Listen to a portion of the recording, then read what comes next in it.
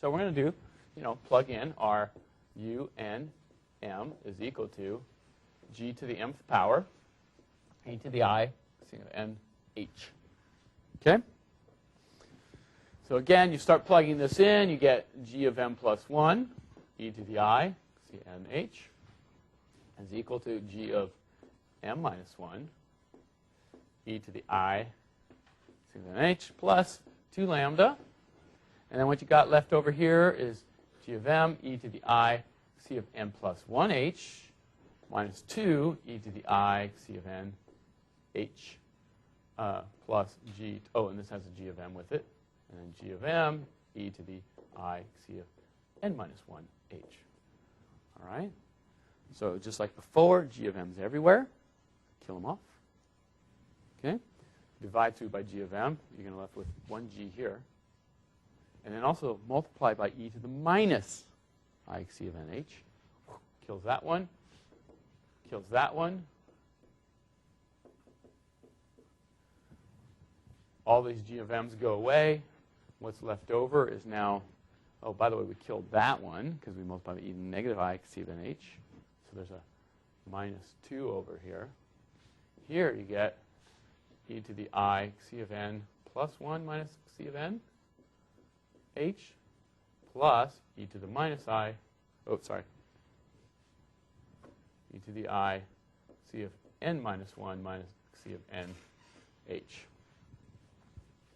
And if we use our trick again, where we say c of n is equal to n times zeta, then I have, these become e to the I zeta h plus e to the minus I zeta h.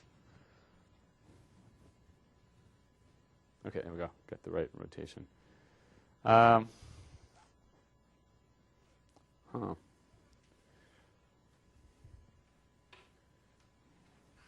So I think Formula 848 in your notes. Who wrote this stuff? I think it might be wrong.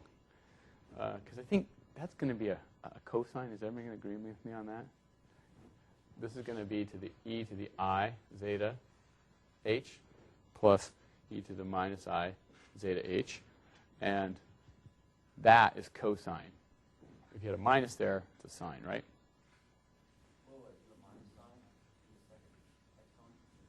Yes. Oh, sorry, there. Yeah. But still, like, this is the big sign I was trying to, yeah. All right, well, listen, hey, I love catching errors in the middle of lecture. It's awesome. Which brings us to, I only have 2 rules about teaching. So I gave you some, I like to drop gems on you just because it's for free, right? So like, remember, cup in hand, Halloween trick-or-treating, good stuff. Here's even better. 2 things you never do. Really, trust me on these. Don't do algebra in public. 2, don't do spelling in public. You only mess up and look bad. I'm telling you from experience. I'm helping you. Help me help you. Okay? So right now we say that kind of got messed up. I know there's going to be a cosine here. I got to put a 2 under here. And we're going to go right to, yeah, pretty much I don't work it out, do I? So interestingly enough, after you do the right algebra, what you find some value of g, and I know this, so I got the conclusion right. That's the only thing that matters. What you're going to find is g is bigger than 1 for all lambda. So it turns out, if you do leapfrog with the heat equation, it's always unstable.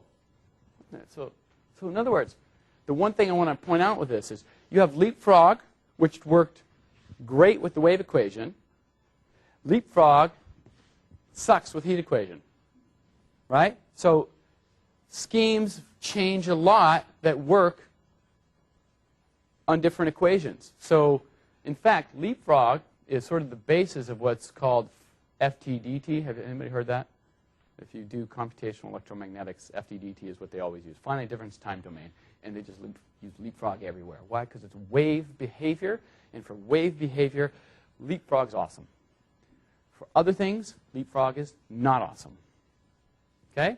And in fact, part of the reason I started with this is to say, hey, look at that. Well, we should use leapfrog because it was stable before. And in fact, Euler was unstable before, if you remember. No matter what I did with Euler, it wasn't going to work with his wave equation. But it turns out if we try to do Euler here, all right, then here's the big change of the step, which is instead of me using the point future and point behind, I can use this. Current point in the future divided by delta t. It's going to make very little change in what we get out of here. It's going to take away that factor of 2 and do this. If you weren't paying attention, or if all of a sudden you were daydreaming and you just focus back in on me, you would say, did he change anything on the board? Okay? All right, daydreamers. This is the great thing about watching it at home. You go, what did he do again? You drive right back, and then you go watch it again. Watch my trickery. Okay, I just did a little bit of changing. It doesn't change this very much. You still have really very similar looking iteration scheme. Okay, so now we can go through and do the same Euler. We can do the von Neumann analysis here, and you'll notice it changes very little. This will no longer be g minus 1. It's going to be g, and that 2 is out. So you don't get a 1 over g here. You get a 1. And there's no 2 there. Okay?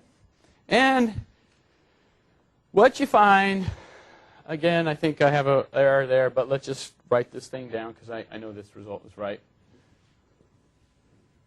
For Euler, if you use an Euler scheme on the heat equation, you'll find that the g value is less than 1 if lambda, actually, less than or equal to 1 for lambda less than or equal to half. So in other words, you have a stable region now. Your constraint on the CFL is that it has to be less than a half. And this thing will work for forward Euler. Yeah. Trying to make sure I understand. For the wave equation, it was the leapfrog that worked. Yes. But so is that supposed to be a m plus or m minus 1? Oh. Or right to the right of the equal sign? Yeah, you can't see it? Yeah, that's totally. Everybody can see that, right? No, seriously, you should get some glasses. Yeah? No, it's just supposed to be an m minus 1. Okay, so that's leapfrog. That's leapfrog. That's the stable. Sorry. Okay. A little 1. Look at it. It looks the same. Yes, minus 1 there. Leapfrog is stable for wave equation. Leapfrog is unstable for heat equations. And by the way, these are sort of generic trends. So there's a big difference in type of equation we have, in types of physical behavior. So this is an important take-home message partly here, right? Which is you're going to be, let's say, simulating some system. And one of the evaluations you do about your system is fairly simple. Right up front, you say, hey, what kind of behavior do I expect?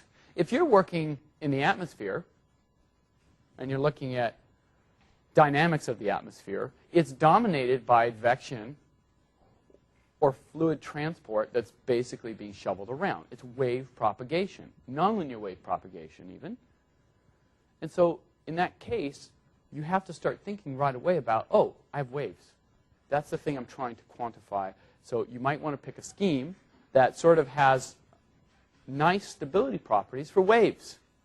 Okay? Whereas if you're looking at a problem where you have, so for instance, if you're a mechanical engineer and you're looking at heating on some kind of crazy looking structure and you're looking at heat dissipation on that thing, don't use a leapfrog on that. Right? You want to start using schemes that model the heat portion of your equation nicely. In practice, even in your homework 4, where we're going to have the advection diffusion, did you notice the combination of the two words? Advection, diffusion. We have both types of behaviors in the system. But it's primarily dominated by the advection with just a little bit of diffusion on it. Okay? So typically when you pick schemes, it's not just a matter of saying, hey, I can just take one that seems to work for everything. It turns out there is no scheme that works well for everything, really. At the end of the day, you have a specific problem. There's usually, like this one here, takes advantage of some things, and it works really well for that specific problem. And you can't go over here and say, I'll forearm shiver this problem, because maybe a forearm shiver here is just a little, I don't know, something weak over there, like being an Oregon duck. Any questions on that? Because that was so clear. Yeah. Is there something you can look at in the leapfrog method and say this will work for first derivative and not for second? Or you look at for Euler and say this will work for second derivative, not for first? I mean, something intrinsically in the structure, or you just have to work through the whole von Neumann and it comes out one way or the other and it's not intuitive or not? So I don't know if there's a, so it's a good question. I'm not sure how to answer that, at least for me personally. Or at least most of the people I know personally, what they just know is they've learned it in numerical analysis, so they've learned it by experience to say, hey, this is bad over here, this is good over here, but it's not like an obvious physical interpretation of, oh, you should use this, and it's clear because. I haven't seen that. It just, you work on it enough and you know this stuff works here, this stuff works over here, you have it in your head, and then it makes you sound awesome. Okay.